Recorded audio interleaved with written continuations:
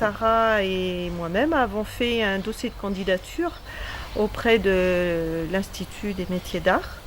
Et donc, on a eu une réponse positive. Donc, c'est notre première participation.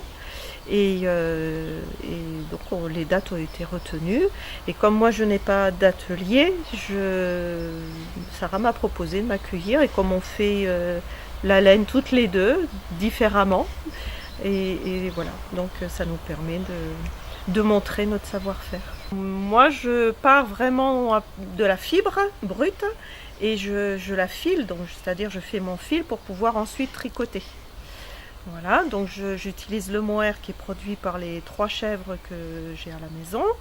Et ensuite, je fais aussi de l'alpaga, des fibres végétales comme la ramie, la soie sauvage, la fibre de bananier, c'est nouveau cette année.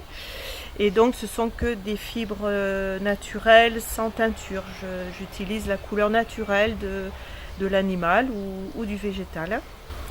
Et après, voilà, je fais des ouvrages pour l'hiver et pour l'été.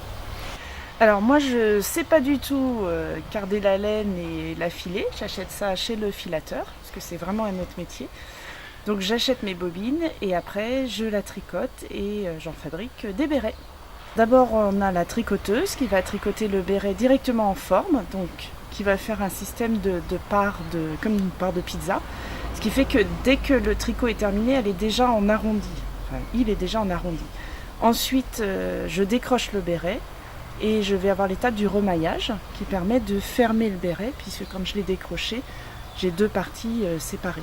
Donc une fois qu'on a fait le remaillage, on a un béret qui est tricoté assez grand. On va passer à l'étape du foulon. Donc le foulon, c'est le moment où le béret va perdre les 2/3 à peu près de sa taille, puisque la laine va feutrer et il va se passer quelque chose un petit peu magique mais très technique, c'est-à-dire que les poils vont refriser et vont tirer mécaniquement la maille et resserrer complètement. Ce qui fait que c'est une opération qui est réversible mais qui fait que le béret devient très solide, imperméable, etc. Un objet exceptionnel évidemment. Donc après il va y avoir l'étape de la teinture.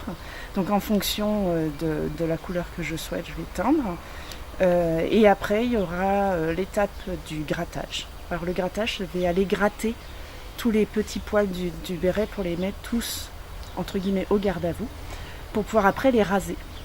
Comme ça on a après un béret avec un feutre, ce qu'on appelle un feutre foulard, c'est-à-dire qu'un feutre qui ne va plus du tout boulocher, qui va rester impeccable dans le temps, puisque normalement quand on achète un béret on le garde longtemps.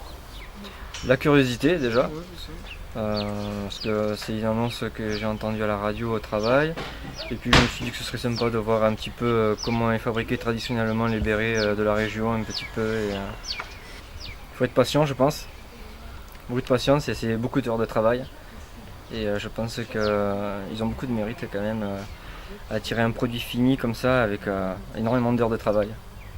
J'avais aucune idée de comment on pouvait se faire le feutrage, je savais pas que c'était imperméable, donc on a appris quand même beaucoup de choses. Je savais pas que le béret était fabriqué en quart, comme une pizza, je savais pas qu'il était fabriqué comme ça. La petite queue aussi, qui est au-dessus du béret, je savais pas qu'elle se faisait naturellement après le tissage. Et je savais pas qu'il fallait 8 heures aussi de lavage pour que le béret puisse rétrécir et puis avoir sa forme un petit peu plus initiale. Et puis toutes les autres étapes aussi qui font qu'on arrive au feutrage comme ça, le produit fini